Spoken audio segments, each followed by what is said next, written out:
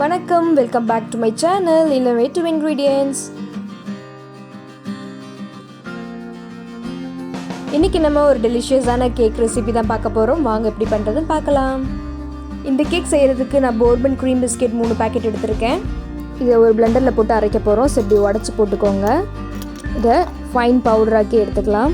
உங்களுக்கு வேணும்னா கொஞ்சம் சுகர் ஆட் பண்ணி அரைச்சிக்கலாம். பட் எனக்கு வேண்டாம், நான் அதனால் போடலை. ஸோ இப்போ இந்த பிஸ்கெட் பவுடரை ஒரு கண்டெய்னரில் ட்ரான்ஸ்ஃபர் பண்ணிவிட்டு கேக் பேட்டர் மாதிரி ரெடி பண்ணிக்க போகிறோம். 2 ஸ்பூன் குக்கிங் ஆயில் சேர்த்துக்கோங்க. And baking soda 1 spoon. இப்போ ஒரு பேட்டர் மாதிரி ரெடி பண்ணுறதுக்கு தேவையான அளவு பால் யூஸ் பண்ணிக்கோங்க. நல்லா கிளறி விட்டுட்டு ஒரு கேக் பேட்டர் கன்சிஸ்டன்சிக்கு வர அளவுக்கு இதை நல்லா மிக்ஸ் பண்ணி எடுத்துக்கோங்க.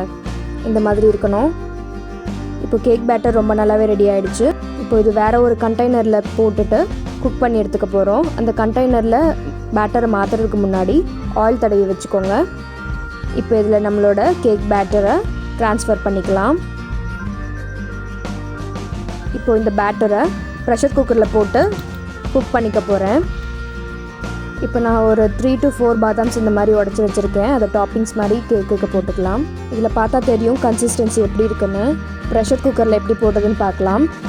நான் செய்ய போகிற கேக் குவான்டிட்டிக்கு 200 ml தண்ணி வச்சாலே நல்லா குக் ஆகிடும். உங்களுக்கு எந்த அளவுக்கு வேணுமோ அந்த அளவுக்கு பார்த்து ஊற்றிக்கோங்க தண்ணி. இந்த மாதிரி ஸ்டாண்ட் ஒன்று உள்ளே வச்சுக்கிறேன். கேக் மிக்ஸை டைரெக்டாக இப்படி உள்ளே வைக்கக்கூடாது, அதனால தான் ஸ்டாண்டு வச்சுக்கிறேன். ஒரு 5 minutes காய விடுங்க குக்கரை. ஒரு 5 minutes காய விட்டதுக்கப்புறம் உள்ளே வச்சிடலாம். ஸோ இப்போ இதை மூடி வச்சுட்டு குக்கர் வெயிட் போடக்கூடாது, அப்படியே தான் குக் பண்ணணும். இப்போ இது ஒரு 30 minutesல வெந்துடும். எப்போவும் மீடியம் ஃப்ளேம்லேயே வச்சுக்கோங்க. இப்போ நம்மளோட கேக் நல்லா குக் ஆகிடுச்சு. இப்போ இதில் ஒரு கத்தியில் வச்சு எடுக்க போகிறோம். கத்தியில் ஆயில் தடவி வச்சுக்கோங்க. அந்த எண்டை மட்டும் சுற்றி இந்த மாதிரி பண்ணிங்கன்னா கேக் ஈஸியாக வெளியே வந்துடும். இப்போ இதை அப்படியே ஒரு பிளேட்டில் ட்ரான்ஸ்ஃபர் பண்ணிக்கலாம். ஒரு பிளேட்டை மேலே வச்சுட்டு அப்படியே அப்சைட் டவுன் திருப்பினீங்கன்னா கேக் ஈஸியாக வெளியே வந்துடும்.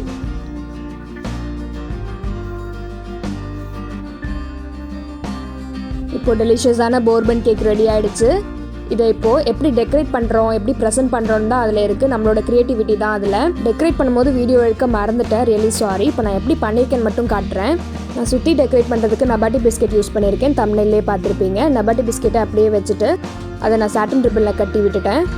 இன்சைட் பார்த்தீங்கன்னா கலர்ஃபுல்லாக இருக்கணுன்றதுக்காக gems and choco balls use பண்ணியிருக்கேன். ஒரே ஒரு சாக்கோ ஸ்டிக்கை 2 உடச்சி உள்ளே இப்படி ஃபிக்ஸ் பண்ணி டெக்கரேட் பண்ணியிருக்கேன். ஜஸ்ட்டு நம்ம க்ரியேட்டிவிட்டி தான் இதில். நார்மல் பிஸ்கெட் கேக் தான் இது. அதை இப்படி டெக்கரேட் பண்ணனால ரொம்ப அட்ராக்டிவாக தெரியுது. ஃப்ரெண்ட்ஸ் ஆர் ரிலேட்டிவ்ஸ்க்கு இந்த மாதிரி நீங்களே கேக் செஞ்சு அட்ராக்டிவாக டெக்கரேட் பண்ணி கொடுத்தீங்கன்னா ரொம்ப ஸ்பெஷலாக இருக்கும். இந்த வீடியோ பிடிச்சிருந்துன்னா நீங்களும் இதை ட்ரை பண்ணி பாருங்கள். எப்படி இருந்ததுன்னு கமெண்ட்டில் சொல்லுங்கள்.